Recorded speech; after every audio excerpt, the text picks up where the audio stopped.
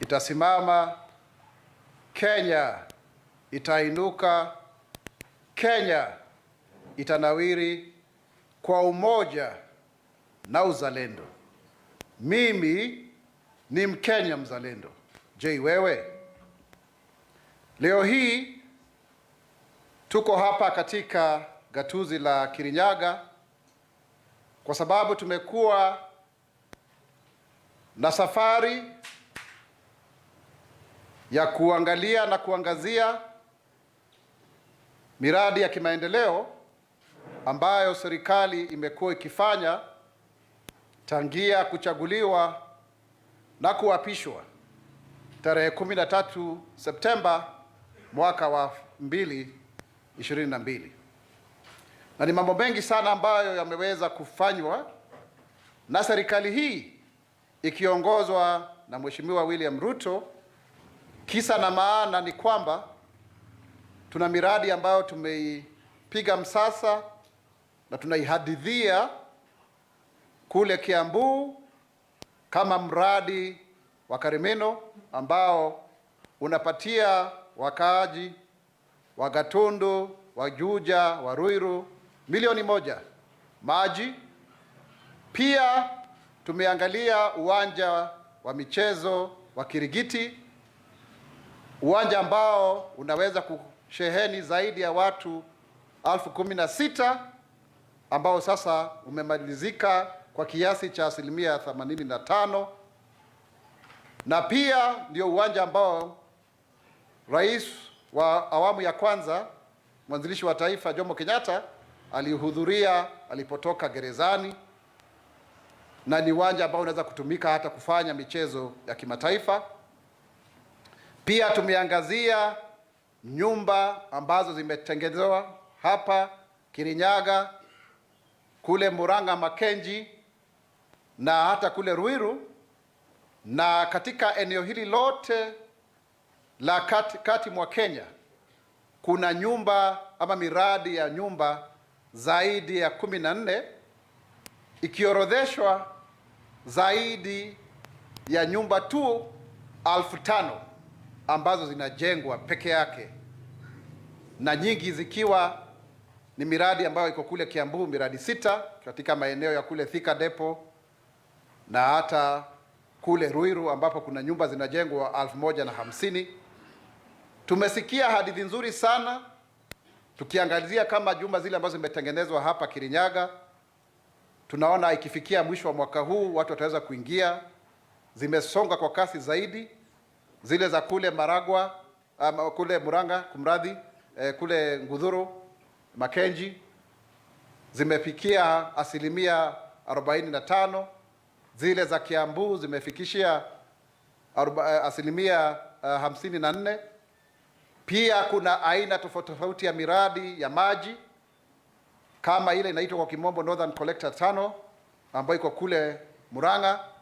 Pia tunaona maji yametengenezwa hapa hata Kirinyaga High School ambao wako hata na borehole, na pia hii hospitali yetu ya Kirinyaga County Referral Hospital pia imewekwa maji, na kuna miradi ya maji ambayo iko hapa Kirinyaga ambayo inafaidi zaidi ya watu 350, na mradi mwingine ambao uko kule Murang'a ambao pia unafaidi, ambao ni wa Muswasco, unasaidia nyumba zaidi ya 18,000. Na ni mambo tu machache ambayo tunagusia kwa sababu tulisema sisi kama serikali tumekuja kuhakikisha kwamba tunamuinua mwananchi wa kawaida katika mambo ya bottom up. Hii bottom up economic transformation agenda ni muhimu zaidi, na kuna wangwana wakubwa ambao wako hapa wakiongozwa na county commissioner ambaye anasimamia county hii, pia na county secretary ambaye yuko hapa, ambaye pia amekuja na baraza la mawaziri la gavana Anne Waiguru. Kuna mawaziri chungu nzima hapa, hata kuna mmoja tulikuwa tunasoma na yeye hapa anaitwa Calbert ambaye anasimamia mambo ya trade. Kwa hivyo sisi tunaona mazao ya uongozi na utawala wa Mheshimiwa William Ruto. Na tutaendelea kuangazia haya maneno. Ofisi yangu imekuwa katika hizi safari. Tumekwenda kule Nakuru katika mwezi wa Mei, mwezi wa Aprili tulikuwa kule Homa Bay, na tutakuwa tukiangazia maeneo yote ili tuweze kuona nini ambacho wananchi wanafaidi kwa kawaida. Kwa hivyo nikubalisheni niweze kusoma hii taarifa kwa kimombo, alafu tutaweza kupata maswali kutoka wanahabari, na wanahabari tunawaenzi sana wale wote ambao tuko nao hapa kutoka vyombo vya habari tofauti. So this is a statement.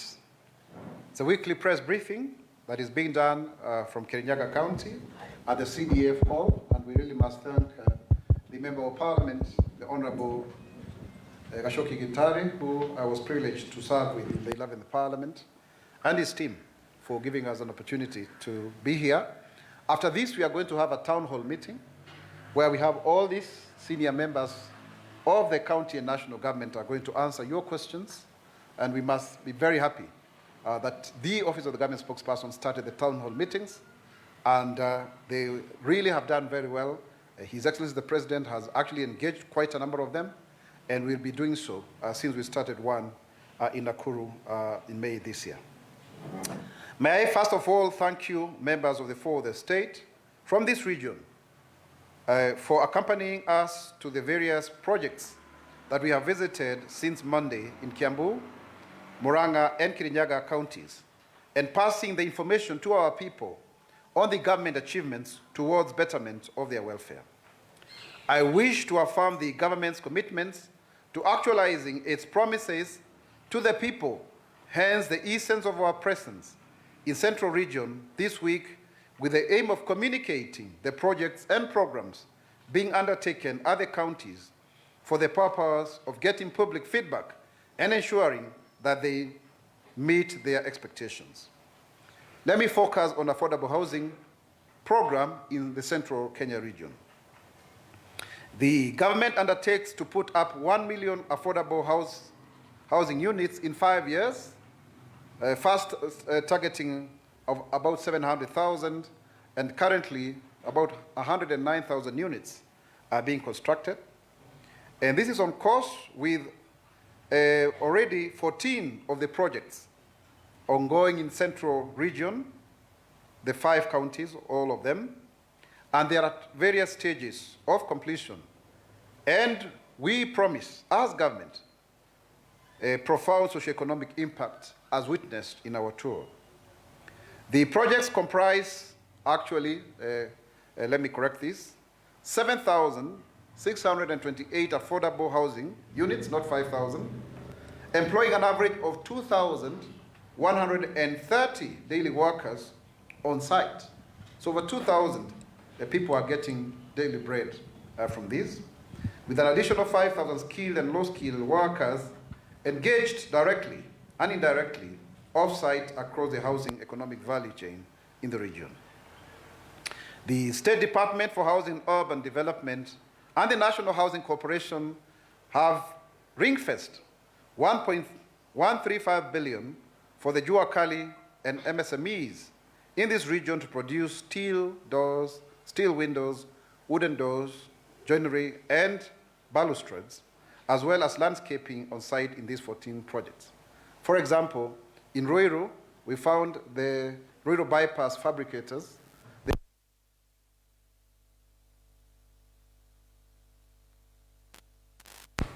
They have been given a total of 107 million shillings contract that is going to enable them to make a difference in their lives. This money will actually go a long way to engage the youth in skilled and semi-skilled and unskilled employment, while formalizing the Jua Kali clusters into circles across the 5 counties to provide for resources of upskilling artisans and developing these cottage industries. And it is very important to say, if you look at the integrated way in which we as government are doing it, we have already certified 213 artisans due to having prior experience, And also at the same time, we are very keen on those who may not have had an opportunity to go to school to register in the Open University of Kenya, or UK, where we have 3,289 students, so that then you can have the certification that is supposed to actually, domicile your learning so that you are seen to be competent and qualified. Very, very important. Of course, at the same time, there are those who are benefiting from being mamambogas, selling food and other wares, providing for the stones, providing for the sand, supplying, to these humongous projects that have not been witnessed heretofore. The region's projects overview for the affordable housing program, and it's also good to say that this is our theme for the Mashujaa Day in Kwale, so that's why we are really highlighting this, is that the 14 AHP projects include 2 in Kirinyaga County, that is Kirinyaga AHP with 100 units here in Kirinyaga town, and also the Gachagua'S AHP, which is 110 units. So here in Kirinyaga, we have 210 units. We also have 2 in Nyeri County, that is Nyeri Blue Valley AHP with 381 units, and Orengo AHP in Nyeri Town with 478 units. When it comes to Nyandarua, we have 3 of them, that is Kinangop North AHP with 220 units, and Olkalau AHP by the National Housing Corporation, 100 units, and Olkalau AHP by the State Department for Housing with 420 units. So there are 2 segments, National Housing Corporation and the State Department. We have 1 in Murang'a County, which has got 220 units in Mackenzie. Very interesting. And also we have 6 projects in Kiambu County, because Kiambu is becoming the dormitory city of Nairobi. People are, growing houses more than the cash crops as it used to be. So 1,050 units in Ruiro, where I come from. And Thika AHP, King's Orchards, 975 units.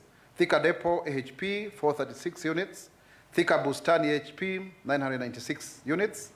And Kikuyu Kabete AHP, which is 1,404 units. And the Limuru AHP, which is 738 units.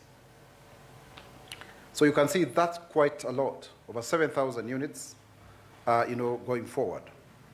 Aligned with the bottom-up economic transformation agenda, the Better Plan, these projects serve as part of a larger program.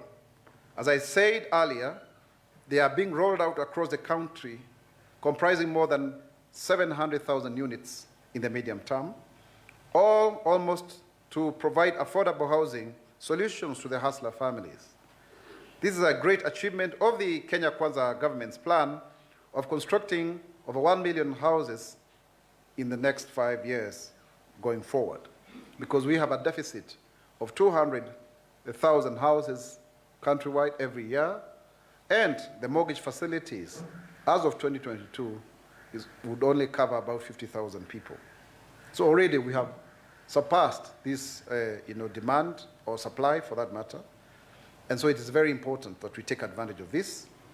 The projects are also aimed at creating employment opportunities for both skilled and unskilled labor to the communities around the localities, and also create business opportunities such as food vendors in the nearby shopping centers, as well as attachment and internship opportunities to the neighboring learning institutions, along with associated social and physical infrastructure improvements on the necessary amenities such as schools, markets, and dispensaries, and of course also police posts, to serve the occupants of the units and to help them lead a dignified life. For example, we met a lady, I think her name is Carol. She's from Thika Technical, and she's doing a diploma in engineering, and she was there demonstrating to us in Murang'a what is happening. We also had a gentleman by the name of Mololo, who is employed. There's also Wanjiru, who is not actually from Kiambu, but is from Taita Taveta, but has since settled in Ruiru, because that's where she got a job. So you can see there's a lot of movement, and people are getting to have opportunities because of these programs. And you can imagine if you have a unit like here, 100 units or 210 units, multiply by 5, that's a whole market of 1,000 people that you can supply to. Even the people of tuk-tuk and boda-boda will be able to transport, even Uber, they'll be able to transport such individuals when they are going to and from work or school or any other economic activity. A beneficiary of the AHP program, Julia Wanjiru, is full of praise of the gains being churned out of these housing projects. Born in Taita Taveta County, Wanjiru has found a renewed purpose through her involvement in the project, balancing manual labor with food sales. So that's a true hustler. She has managed to educate her children single-handedly as a single mother. And this is what he had to say. This project has kept us all busy. No one is idle or going hungry, she says, referring to the accrued benefits of the project in her newly found home of Ruto town in Kiambu County. So, and there are so many Wanjirus who are there. We have another lady also we found there called Molenje from Western Kenya, who is also benefiting from the same and taking care of her family. And some of these women, even their husbands, are not working. But at the same time, we also found complaints of local youth just working for a day and then going away. So we also need to ensure that we inculcate discipline amongst the youth so that they can also be able to keep a job. Not just getting the money that they need for their basic needs. Maybe they want to buy a trouser or two, and then they forget that they actually need to work for long. So that's one of the things that we're also trying to do so. And also, if you look at it clearly, we are having houses that are more family-based when you are moving away from Nairobi. So if you look at the project, for example, in Murang'a, it is bed-sitter or studios, and then 2 and 3 bedrooms, because you are likely to have more families there. But if you look at the Ruto project, there are quite a number, 544 one-bedroom houses, because of course there may be minimal single people who are going out there to look for work. So it is very, very well integrated. If you look at the Homa Bay project, it is actually having even a school, and it's going all the way to the fish market at Koginga. So it's very well thought out. Now, over and above this, we are also looking at the cooperative movement so that people can save money in SACCOs. Regarding the cooperative and the micro, small, and medium enterprise, which is another one of the 5 pillars, the government is committed to promoting growth and development of cooperatives under its bottom-up economic transformation agenda, the BETTER plan.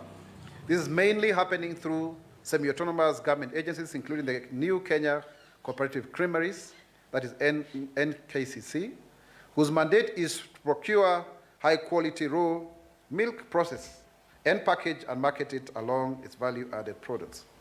So already you can remember the pronouncement that the president has made in this regard. The other agency is the New Kenya Planters Cooperative Union, NKPCU, to provide affordable credit, to coffee farmers, mill and market their coffee. So please, we are urging people to actually do their coffee. The BETTER plan revolves around mobilization of actors in the economy into cooperatives, societies, including the registration of cooperatives in the 9 priority value chains of rice. So there are 9, please note them. 9, tea, livestock and beef, dairy production, edible oils, artisanal miners, is a value chain, blue economy, and the artisanal fishing, textiles and apparel, alongside construction and affordable housing. Let me repeat them for clarity. Rice, tea, I do know rice is very important here, tea, livestock and beef, that is dairy production as well, edible oil, artisanal miners, and then blue economy, which also includes some form of mining, and then artisanal fishing. And when we say artisanal, we mean small scale, where we are even organizing people into BMUs, beach management units, and textile and apparel, that is because of the cotton, and then construction and affordable housing. So you can see it's very, very clear what are the value chains that we are trying to make sure that they work well. The BETTER plan further facilitates cooperatives ventures through provision of cooperative aggregation infrastructure. The specific projects and programs for facilitation of the cooperative activity in the value chain include construction of a cooperative cotton ginnery in Kwale County, modernization and expansion of the new KCC processing infrastructure, affordable credit to coffee farmers, coffee debt waiver, and refurbishment of bulk coffee handling facilities.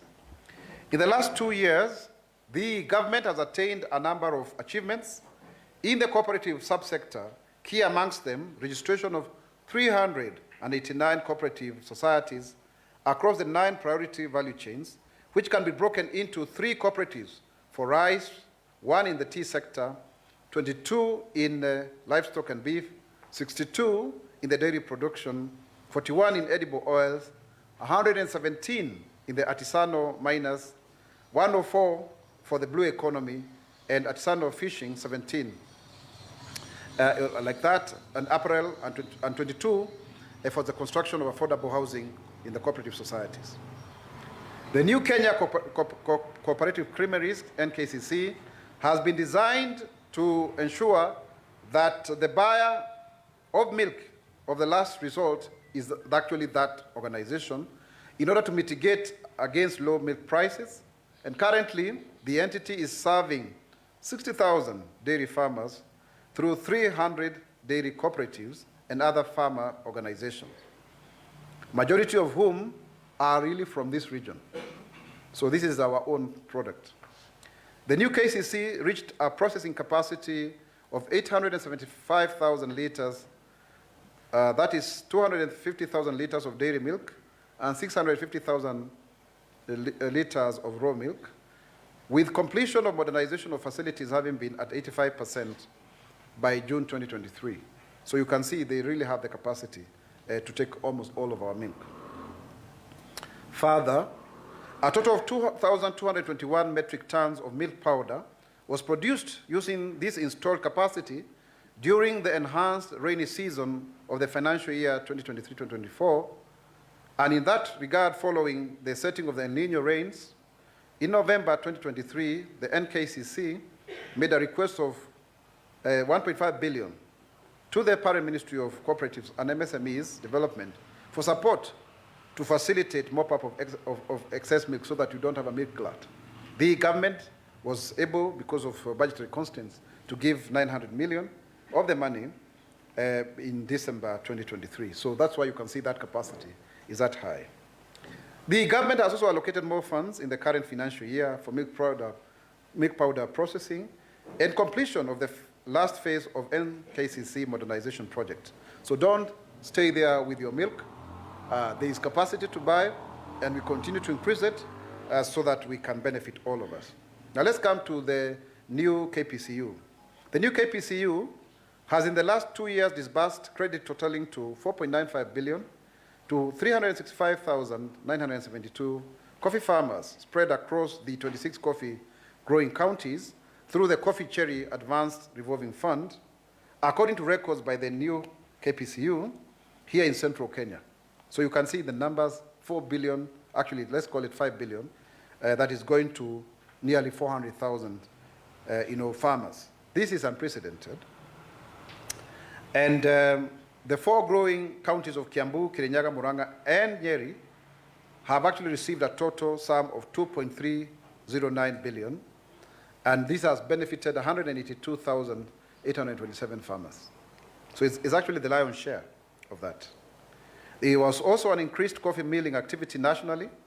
The new KPCU mills with 8,470 metric tons of coffee that was milled in the financial year 2023-2024 against 878 tons in the financial year 2022-2023. So you can see, look at 878 tons against 8,470. Basically, even if you do a quick mathematics, that's over, it's like